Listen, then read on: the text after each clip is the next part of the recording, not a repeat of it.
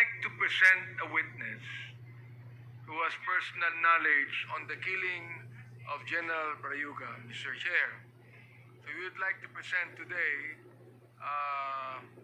an active PNP Lieutenant Colonel Santi Mendoza and Nelson Mariano. Ano yung inyong posisyon? Corporal Nelson Mariano. So, former corporal, no? Yes, sir. Former Corporal Nelson Mariano. So,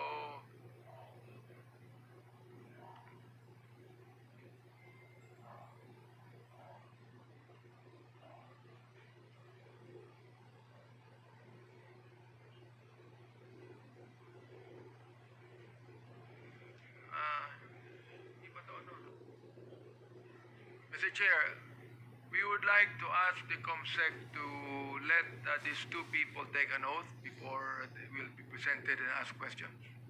Sige. Comsec, please administer the oath of our two witnesses. Are you an active officer? Colonel Mendoza, are you active? Sige, please proceed. Please raise your right hand. Do you solemnly swear to tell the truth, the whole truth, and nothing but the truth in this public inquiry, so help you God? The oath has been administered, Mr. Chair. Thank you. Maupo tayo. So, we have a list of interpellators, as I mentioned earlier. In the appearance of our new witnesses, the first to interpellate is Congressman Johnny Pimentel. You are recognized. Thank you, Mr. Chair. Magandang hapon po sa lahat. I would like to direct my questions to the new resource persons, more specifically to Colonel Mendoza. Magandang hapon po, Colonel Mendoza. Pakipindot. Magandang hapon po. Ano, Mr. Chair. nananghali na po ba kayo? Kumain na po kayo? Hindi ba po? Anyway, sandali lang naman itong pagtatanong natin, ano? Ano ang tunay niyong pangalan, Colonel Mendoza? Full name? Ako po si Police Lieutenant Colonel Santi Fuentes Mendoza po. Nasa active duty ka pa ba ngayon? Opo, Your Honor. Saan ka naka-assign ngayon, Colonel Mendoza? Ako po yung naka-assign sa Philippine National Police Drug Enforcement Group sa headquarters po. Ilang taon na po kayo sa serbisyo, Colonel Mendoza? Ilang taon na po kayo sa serbisyo? 22 years po, Your Honor. Matagal-tagal na rin. Anyway, I'll go direct to the point, Mr. Chair. Meron po kayong sinumite dito sa komitiba na sinumpang salaysay na 3 pahina po, Colonel Mendoza, 4 pala na pahina. Papakita ko po itong lagda. Ito po ba ay lagda ninyo sa sinumpang salaysay? Opo, Your Honor. Itong sinumpang salaysay mo, Colonel Mendoza, pinatututuhanan ba ang lahat ng nakasaad dito? Opo, Your Honor. Wala namang nag-udyok sa'yo, pumilit sa'yo na magbigay ng sinumpang salaysay sa komitibang ito? Mr. Chairman, Wala po, Your Honor. Mr. Chairman, kayo mo for 1 minute suspension. Ako muna, Chairman. Wala eh.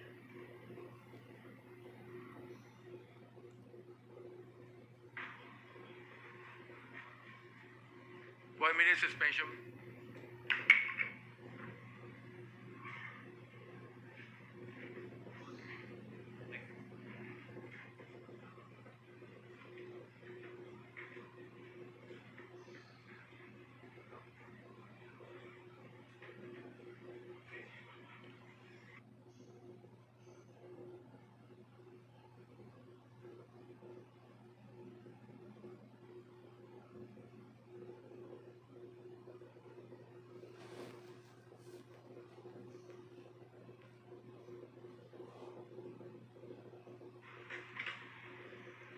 Session is resumed. Go ahead, Congressman Pimentel? Anyway, babalikan ko po yung sinabi ko kanina na may sinumpinding salaysay si Colonel Mendoza at pinapatunayan niya na sa kanyang lagda ito, lahat ng sinasabi niya dito sa affidavit na ito ay po pawang katotohanan. Colonel Mendoza, gusto mo bang basahin o gusto mong isa-isahin natin itong affidavit mo?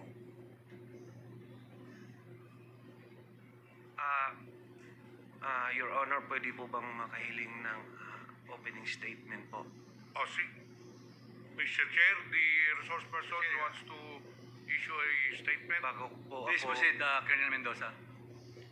Maraming salamat po, Mr. Chair.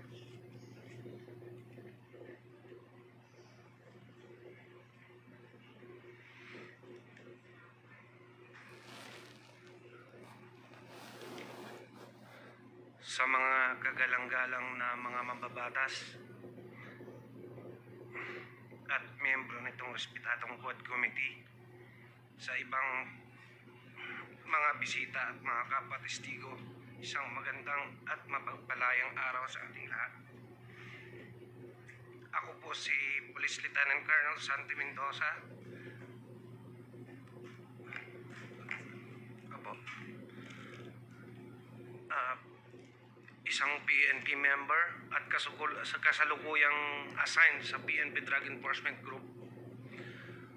Una sa lahat, nais kong pasalamatan ng mga miyembro ng committee ito at ako'y pinagbigyan ng pagkakataon para mabigyang linaw ang mga issue at insidente kung saan lumabas ang aking pangalan kasama ang dating matataas na opisyal ng PNP.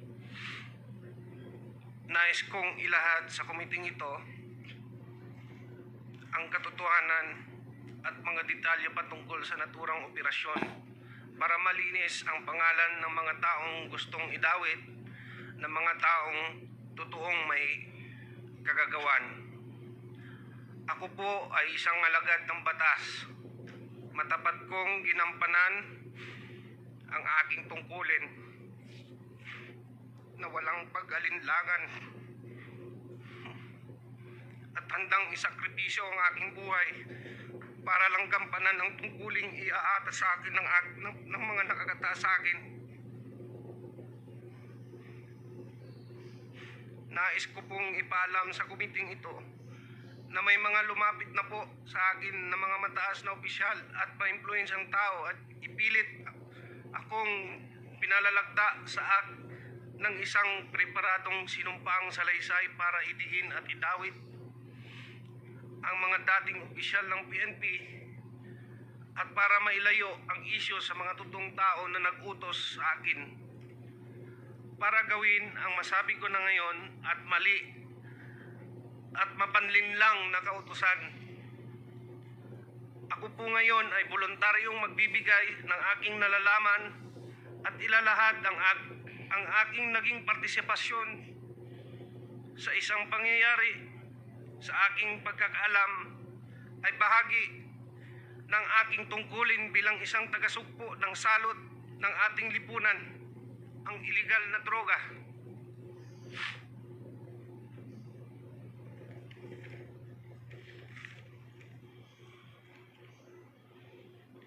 Ngunit ako po ay nalinlang at napaniwala ang ibinigay na tasking sa akin ay makakatulong laban sa droga.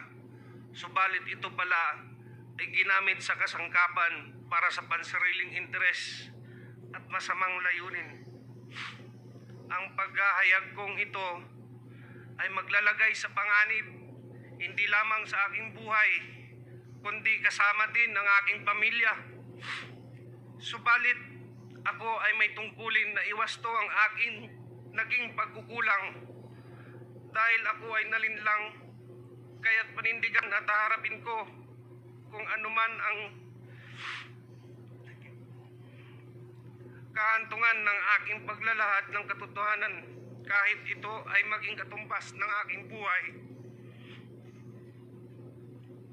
Sana po sa aking paglabas at pagsabi ng totoo ay maibsan ang hinagpis at mabigyan ng hustisya si Attorney Wesley Barayuga at linisin ang pangalan ng mga taong idinawit lamang dito at panagutin ng tunay na may kasalanan.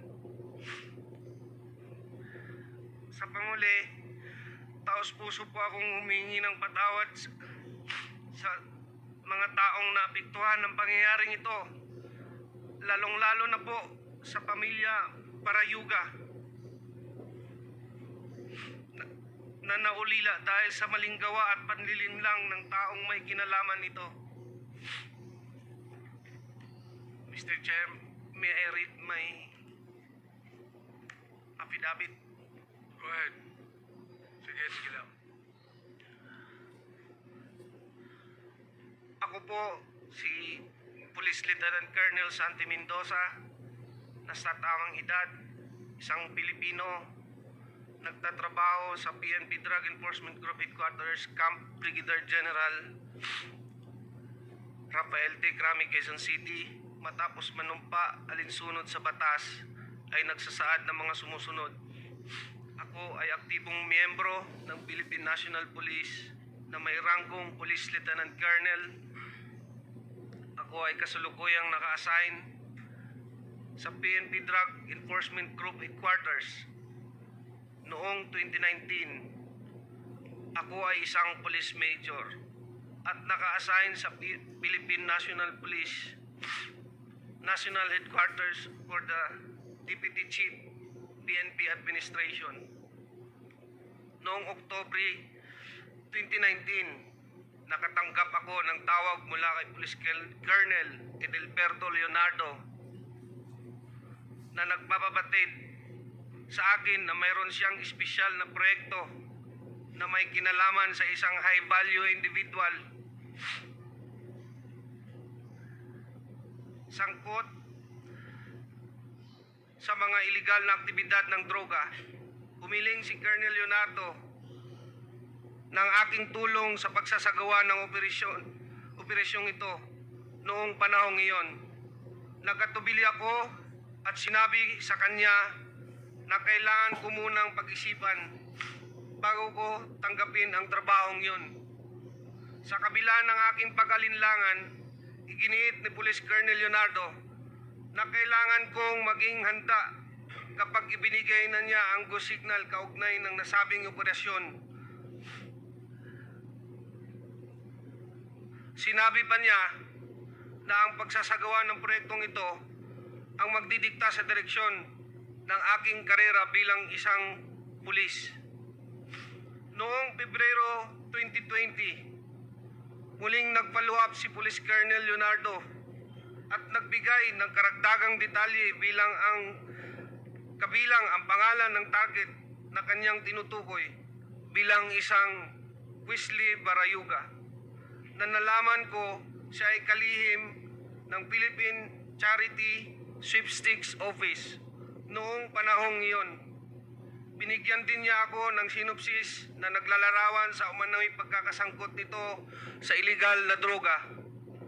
Matapos matanggap ang impormasyon, sinabi ko kay Sir Leonardo na dahil isang opisyal ng gobyerno ang target, mahalaga na magsagawa ako ng sarili kong verifikasyon. Ngunit sinabi niya na hindi na kinakailangan dahil ang utos ay mula kay GM Garma, dating Colonel Rowena Garma, na may personal na kaalaman tungkol sa mga iligal na aktibidad ng droga ni Wesley Barayuga. Sa kabila ng aking pag-aalinlangan na tanggapin ang utos na ito, sa kadahilanang isang opisyal ng gobyerno ang aming target, ako ay napilitan na lang na sumang-ayon at sumunod dahil ang utos ay mula sa nakakataas na opisyal at upperclassman ko na si Colonel Leonardo, at ang utos ay galing mismo sa isang opisyal ng gabinete ni Ma'am Rowena Garma. Sa personal na aspeto, nag-aalala ko ano ang maaaring mangyari sa aking karera bilang isang pulis at higit sa lahat sa aking buhay, pamilya, kung tatanggapin ko at tatanggi ako, usundin ang utos. Matapos tanggapin ang assignment, pinasimulan ko ang paghahanda para sa proyekto, kabilang ang pag-recruit ng isang angkop na tao para isagawa. Kinausap ko si Nelson Mariano, na kilala kong may network kaugnay sa ganitong klaseng operasyon. Dahil siya ang aking dating informant sa mga personalidad ng droga at binigyan ko siya ng paunang detalye ng proyekto. Gayunpaman, bago maisakatuparan ang anumang aksyon, dumating ang COVID-19 pandemic na nagresulta ng pagpapatupad ng mahigpit na lockdown sa National Capital Region na nagpahirap upang maipagpatuloy ang operasyon noong panahong iyon. Sarado ang mga tanggapan ng gobyerno at limitado ang galaw ng mga tao, kaya mahirap masubaybayan o masundan ang target. Matapos lumuwag ang mga lockdown measures at restriction, muling nakipag-ugnayan sa akin si Colonel Leonardo noong Hunyo 2020 at binigyan din ang kahalagahan ng proyekto, lalo na't matagal na ang lumipas mula sa kanyang paunang utos. Sa kanyang panghihikayat, sumang-ayon ako na muling kausapin si Nelson Mariano upang alamin kung nakahanap na siya ng taong angkop sa itinakdang gawain. Nakumbinsi ko si Nelson Mariano na lumahok sa operasyon base sa intelligence report na tinanggap namin mula kay Police Colonel Leonardo, na siya namang nakuha niya mula kay Ma'am Garma. Nagsasaad na si Wesley Barayuga ay sangkot sa mga iligal na aktibidad ng droga. Sinabi rin ni Police Colonel Leonardo na may isang taong nagngangalang Tox ang makikipag-ugnayan sa akin at magbibigay ng karagdagang impormasyon tungkol sa target. Ang nasabing Tox, ayon kay Police Colonel Leonardo, ay isang bata ni Ma'am Garma mula sa CIDG. Matapos makatanggap ng tawag mula kay Tox, sinabi ko sa kanya mag-coordinate siya sa aking middleman na si Nelson Mariano, na siyang magbibigay ng impormasyon sa designated hitman. Sinabi ni Nelson Mariano sa akin na nakahanap na siya ng hitman at nagngangalang Luloy. Sinabi niya na maasahan si Luloy at kayang tapusin ang ibinigay na gawain. Sinabi ko kay Nelson na makipag-ugnayan sa kanya, si Tox, na magbibigay ng detalye tungkol sa target. Pinayuhan ko siya na mag-ingat at magkita na lang kami muli pagkatapos ng proyekto upang ibigay ang bayad na manggagaling kay Police Colonel Leonardo. Noong Hulyo 30, 2020, muling tumawag si Colonel Leonardo at ipinaalam sa akin na ang target na si Wesley Barayuga ay nasa PCSO at maaari na naming isagawa ang operasyon. Ipinadala niya sa akin ang larawan ni Wesley Barayuga habang ito ay nasa conference meeting sa loob ng PCSO. Sinabi ni Colonel Leonardo na ang larawan ni Wesley Barayuga ay kinuha at ipinadala sa kanya ni Ma'am Garma. Sinabi rin ni Colonel Leonardo na hindi kami mahihirapan sa pagsasagawa ng operasyon dahil nag-issue na si Ma'am Garma ng isang service vehicle para gamitin ni Wesley Barayuga at binigay sa akin ang description at plate number ng sasakyan. Sinabi niya na maaari na naming tirahin si Wesley Barayuga pagkatapos niyang lumabas sa gusali. Ipinasa ko ang lahat ng impormasyong ito kay Nelson Mariano.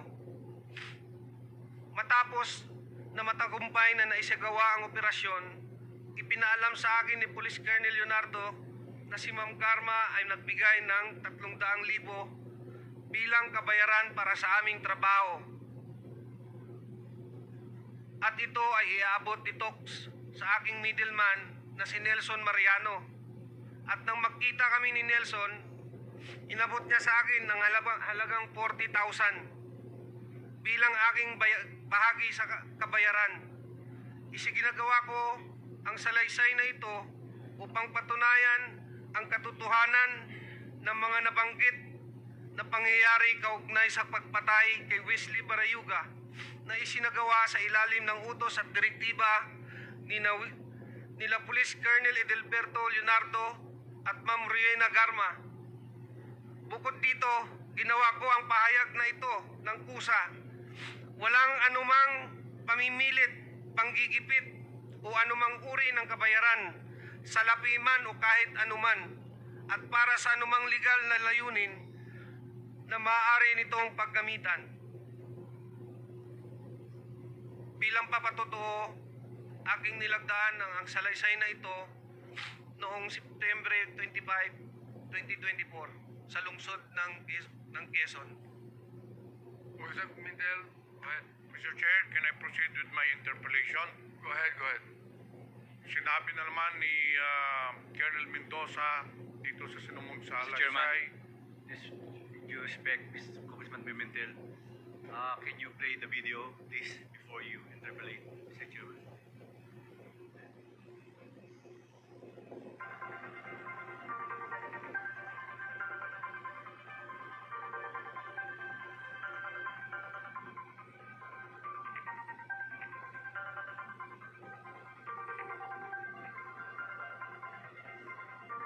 Colonel Santi, ito ba yung sasalaysay mo? Ito ba yung sasalaysay mo? Nakita natin sa video. Opo, Your Honor. Thank you, Mr. Chairman. Mr. Chair, yung nakita po ninyong may video ngayon, lalo na doon sa mga nandito, yung po ay pangyayari noong July 30, 2020, kung saan pinaslang si Attorney Wesley Barayuga. Mamaya ikikwento ko po sa inyo or i-establish po natin, pero base sa salaysay niya para masigurado natin sino ang nagpapatay, binanggit na kanina ni Colonel Mendoza, at ang pinaka-importante sa lahat, klaklaruhin po natin kung bakit pinapatay ni Colonel Garma si Attorney Wesley Barayuga. So kung mararapatin mo lang, Colonel Mendoza, para mas maliwanagan talaga ang lahat, isa-isahin po natin yung sinumpang salaysay mo. Sinabi mo sa paragraph 2 noong October 2019, nakatanggap ka ng tawag kay Police Colonel Edelberto Leonardo. Bakit kilala mo itong si Colonel Leonardo? Kasi po dati po akong Regional Drug Enforcement Unit ng NCRPO sa panahon po ni former Chief PNP Camilo Cascolan, sir. So na-assign ka sa kanya sa Opo, under at his, lahat po ng RDEO chief before may contact po sa kanya. so kilala mong personal itong si Colonel Leonardo. Opo. Nandito po ba si Colonel Leonardo sa kwartong ito? Pwede mo bang ituro saan dito si Police Colonel Huberto Leonardo? Opo. Pwede mo Katabi po ituro? ni Sir Patay. So Mr. Chair, the resource Mr. Chair, person, pakitayo nga at pakituro mo si Colonel Leonardo. Mr. Chair, clearly the resource person has identified Police Colonel Leonardo in accordance with this affidavit.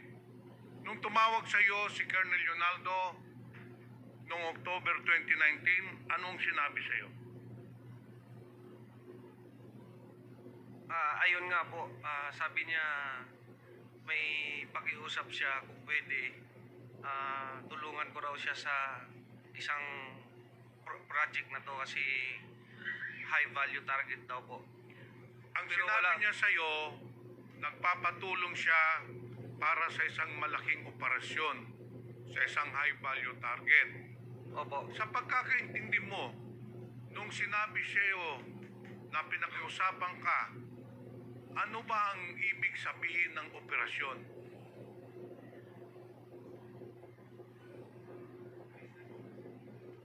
Mr. Chair, sa pagkakaalam ko po, that was a time of war on drugs. So, it's a liquidation po. Colonel Mendoza, in police parlance, pag sinabing operation, ibig sabihin, meron siyang ipapapatay. Ganun po ba? Ang pagkakaintindi mo nung sinabi sa'yo na may operation siyang hinihiling sa'yo? Opo. Ngayon, dito sa pangatlong paragraph, hindi ka kaagad nag-oo sa kanyang hiling na gawin yung operasyon. Bakit nag-alanganin ka?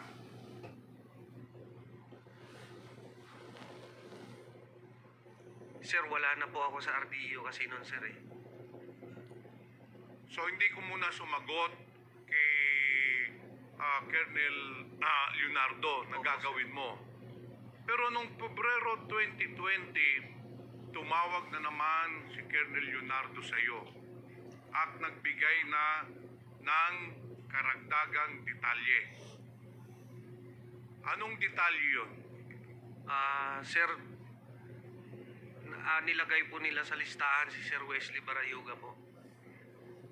So, in short, Colonel Mendoza, sinasabi ni Colonel Leonardo na yung target ng operation ay walang iba si Attorney Wesley Barayuga. Opo.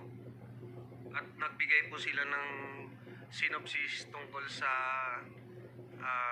activity ni Sir Wesley Barayuga daw sa Pero that is very clear, Mr. Chair, na fabricated yon para maniwala ka. Kilala mo ba yung Wesley Barayuga? anong time na yun po? Hindi pa po. Nung February 2020 po. Hindi ko siya, naririnig ko siya sa sir, kasi secretary siya ng sir ng PCSO sir. Mr. Chair, yung binabanggit po ni Colonel Mendoza na sa pag-uutos ni Colonel Leonardo, si Attorney Wesley Barayuga po, for the information of everyone, is a retired police general, PMA Matikas Class 83. He was the corporate board secretary of PCSO. He assumed his position on January 24, 2018 until his death on July 30, 2020. Nagpag-abot po sila ni Colonel Garma. Si Colonel Garma naman po ay July 15, 2019 na talaga sa PCSO hanggang June of 2022. Balikan po natin yung sinampang salaysay mo. Matapos ma-identify ni Colonel Leonardo na ang target ay si Wesley Barayuga, sinabi mo sa kanya na tinanggap mo na yung assignment, hindi ba? Nung pagtawag sa iyo, tinanggap mo na yung assignment. Opo. Na operatan, papatayin si Attorney Barayuga. Ngayon, anong sinagot mo sa kanya? Hindi ba sinabi mo sa kanya? Yes sir na lang po. Hindi ba sinabi mo sa kanya na, Sir, magsa-surveillance ako, i-verify ko muna kung sino yung target. Hindi po ba? Opo. Okay. Kasi nga po, government... Dahil hindi mo kilala yung Wesley Barayuga. Opo. Kaya sinabi mo kay Colonel Leonardo, Colonel, gagawa ko ng sarili kong investigasyon.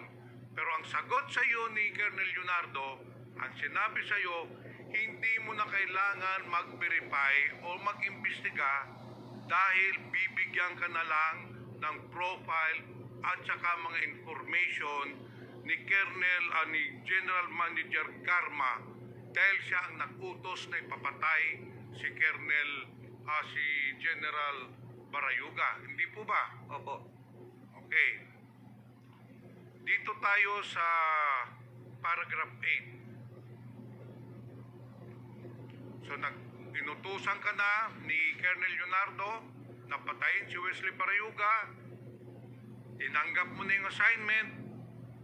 At nung tanggapin mong assignment, sinabihan ka na ni Colonel Leonardo na maganda ka na para sa ating proyekto. Anong ginawa mong paghahanda? Sir, nag-recruit po ako ng angkop na tao para po sa trabahong inaatas niya sa akin, sir. Para ma-comply ko po sa kanya. In short, Mr. Chair, si Colonel Mendoza naghanap na ng tao na gagawa nung pagpatay, pagpaslang kay General Barayuga. Hindi ba, Colonel Mendoza? Yes, Your Honor. At sino pong nahanap mo na makakatulong na gawin yung pagpaslang kay General Barayuga? Your Honor, ang nakita ko po si Nelson Mariano po. Ipakituro nga dito, Mr. Chair, Colonel Mendoza, sino si Nelson Mariano? Ayang katabi mo. Ito po si Nelson Mariano. Anong sinabi mo kay Nelson Mariano? Ang sabi ko sa kanya na maghanap siya ng angkop na tao para sa trabahong to, Your Honor.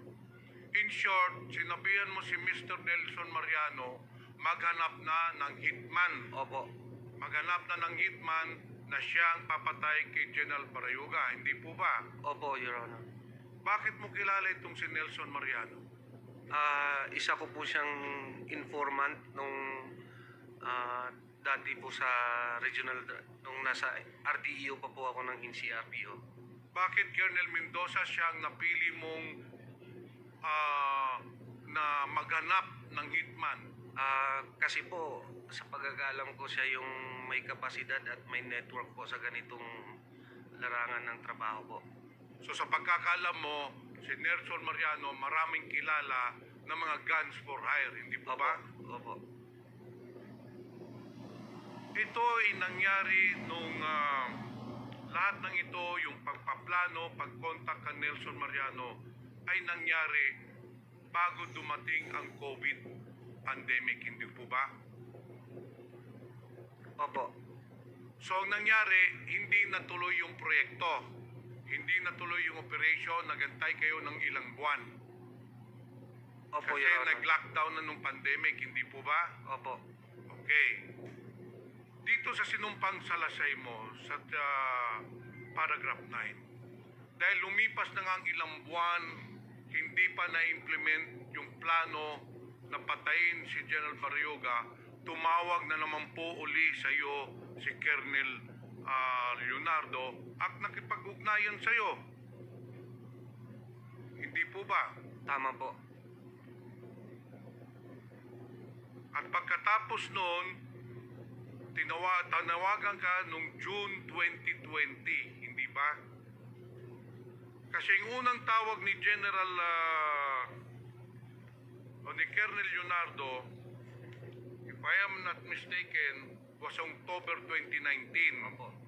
Pangalawang tawag niya, February 2020. Nang pangatlong tawag na niya, yung June 2020 na, dahil minamadali ka na, dahil sinabi ni Colonel Leonardo, iniipit na siya ni GM Garma. Hindi po ba, Colonel Mendoza? Tama po, Your Honor.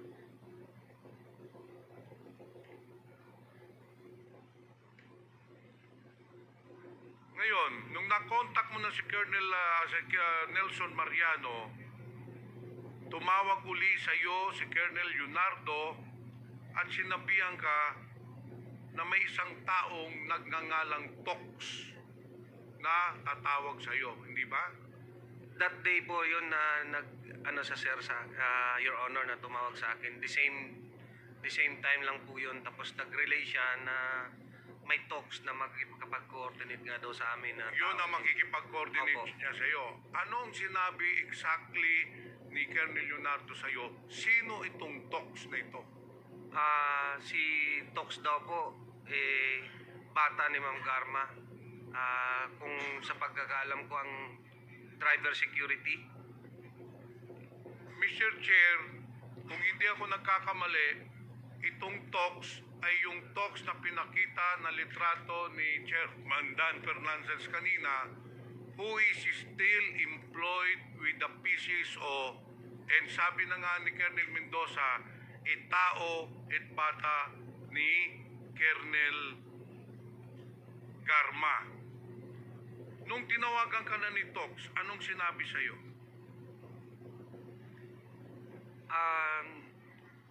Bali sinabihan ko lang po siya na mag-coordinate siya kay Nelson Mariano po kasi siya po yung So nung tumawag sa'yo sa Tox, sinabi mo si Nelson Mariano na lang ang kausapin. opo. Pupunta po tayo doon mamaya.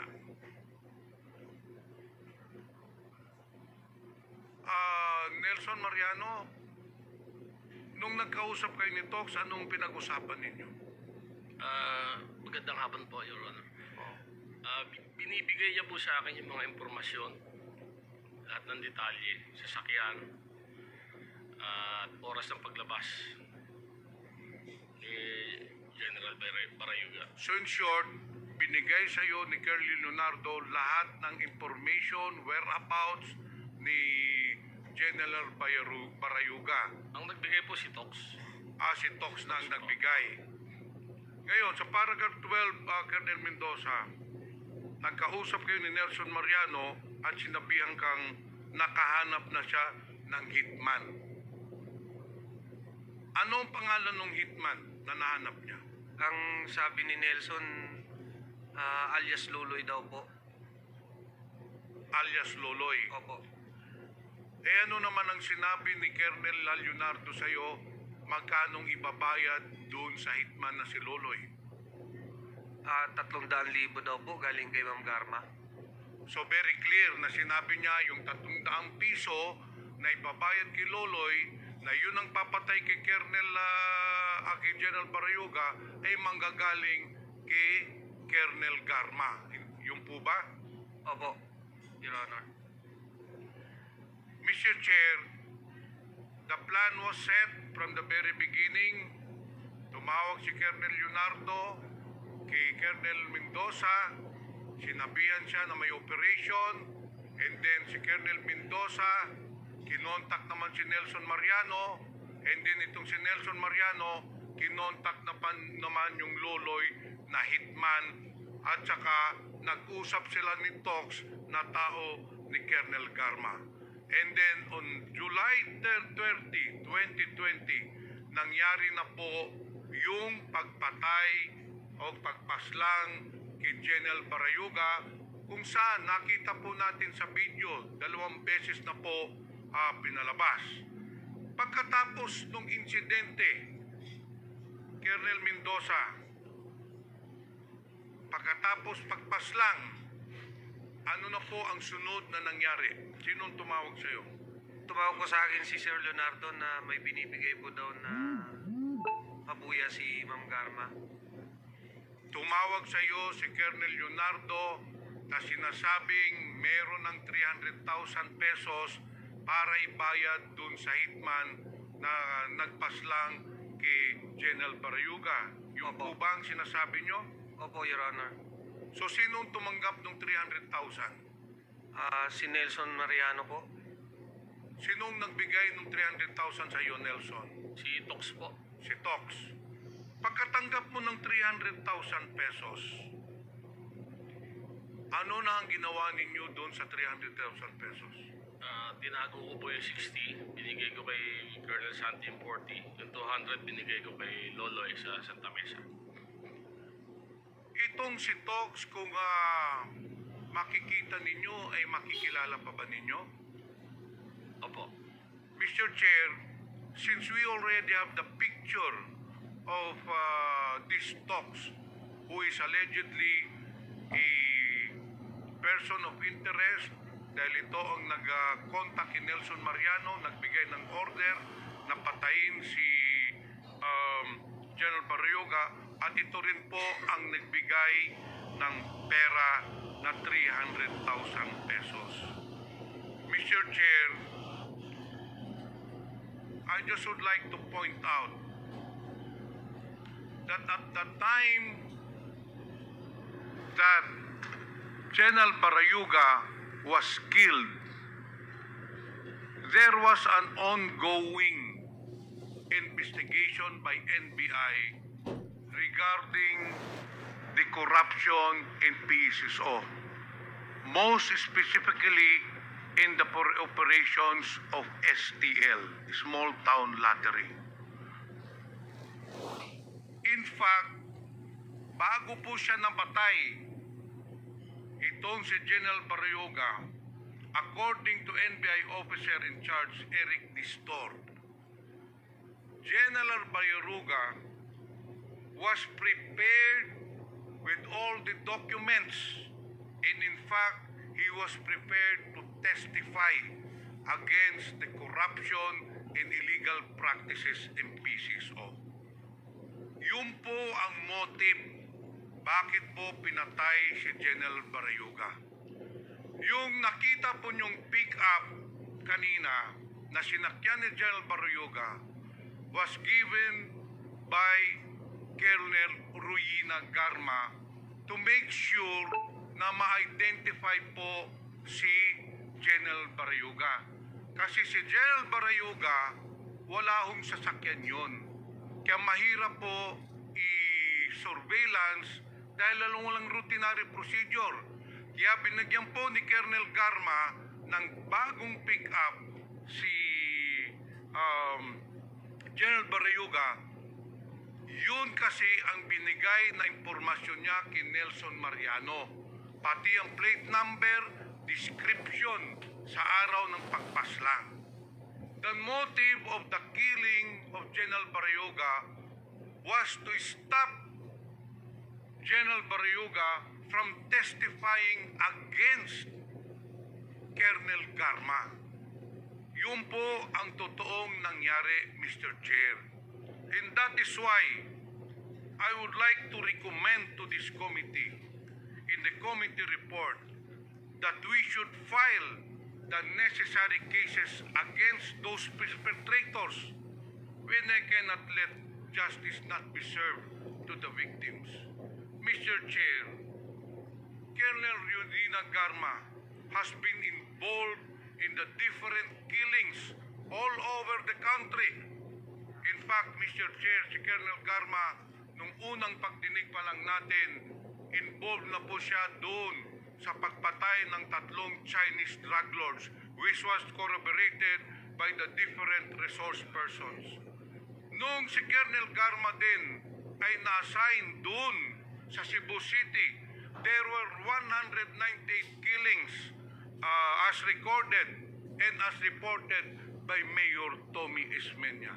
And ngayon po, klarong-klaro po na ang mastermind ng pagpatay kay General Barrioga walang iba po kung hindi si Colonel Garma in cooperation, in cahoots with Colonel Leonardo, based on the testimony of our 2 resource persons. Mr. Chair, Colonel Garma is a woman disguised as a meek lamb, but deep inside her, she is a ruthless killer, killing without mercy innocent people, killing without remorse innocent victims, especially on the war on drugs. Kaya, Mr. Chair, I appeal that we should include in the committee report to file murder charges against Colonel Garma and Colonel Leonardo. Thank you, Mr. Chair.